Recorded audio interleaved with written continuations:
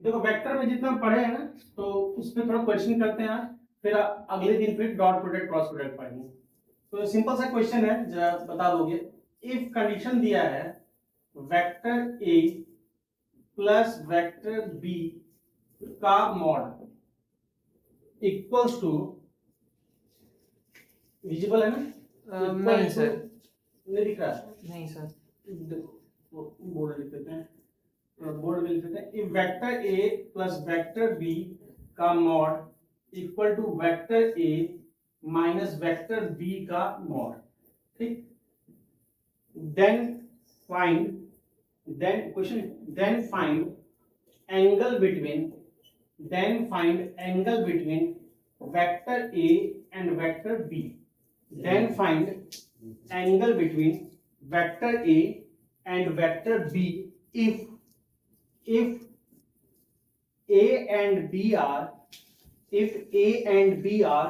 non-zero vector, if a and b are non-zero vector, a and b are non-zero vector, option कुछ इस तरह से है, 0 degree, 90 degree, 180 degree और एक पूरे समाज के लिए नन ऑफ दिस, ठीक है। ये चार ऑप्शन है, ट्राई करना। a प्लस बी का मॉड है equal to a minus b के मॉड के, a और b यहाँ पे क्या है, नॉन जीरो वेक्टर है, तो एंगल बताना है vector a and vector b के बीच में। 2 मिनट ट्राई करो, दोनों का फॉर्मूला पता है, ठीक है। देखो अगर a plus b equal to a minus b हो तो angle between a and b, किसी का आंसर आया? सर मेरा बी आया 90 डिग्री, 90 डिग्री। चलो एक बालक बता रहा है 90 डिग्री, देखते हैं। a plus b equal to a minus b, यानी मॉड है ना, दोनों का फॉर्मूला तो सिंपली पता है ना। हाँ सर। तो अगर ये कंडीशन गिवन है तो a प्लस बी क्या फॉर्मूला होता है, अंडर रूट होता है a square plus b square plus 2ab cos theta.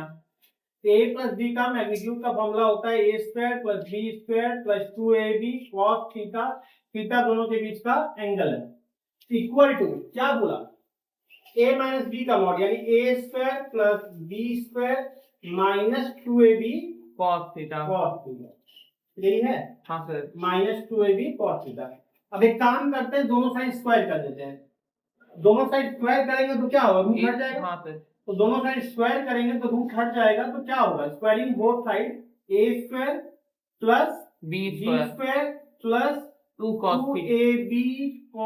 cos theta equal to क्या लिखोगे, minus 2ab cos, sorry a square plus b square minus 2ab cos theta. कोई दिक्कत? No बस दोनों फॉर्मूला जो है लिखा, और दोनों साइड चूंकि रूट है तो रूट हटाने के क्या कर दिया, स्क्वायर कर दिया, ठीक। अब दोनों साइड कुछ कैंसिल हो रहा है क्या? हाँ सर, a स्क्वायर और b स्क्वायर इधर आओगे 0 हो जाएगा, b स्क्वायर इधर आओगे 0 हो जाएगा, तो क्या बचा 2ab cos theta, 2ab cos theta. इस तरफ लाओगे minus 2ab cos theta plus 2ab cos theta, वो दोनों हो जाएगा, कितना हो जाएगा ये 4ab cos थीटा। उधर लाओगे दोनों ऐड करोगे, क्या हो जाएगा 4ab cos theta equal to 0। अब ये 0 कब हो सकता है, जब 90 तीन बातें हो सकती है, या तो a 0 हो, या फिर b 0 हो, या फिर पूरा cos थीटा की वैल्यू 0 हो। क्वेश्चन में कहा रखा है कि a और b कैसा वेक्टर है, नॉन जीरो वेक्टर है, यानी a 0 नहीं है, b भी 0 नहीं है, इसका मतलब कौन 0 है, cos थीटा। और cos कितने की वैल्यू 0 होती है, 90। cos थीटा 0 इसका मतलब है, और cos थीटा 0 का मतलब है दैट इज आपका थीटा इक्वल टू क्या होगा 90 डिग्री। तो आंसर क्या होगा, theta is equal to 90 degree. Angle between vector. क्या समस्या है बताओ, यहाँ से आसान सा क्वेश्चन तो है, ठीक है, क्लियर, नोट कर।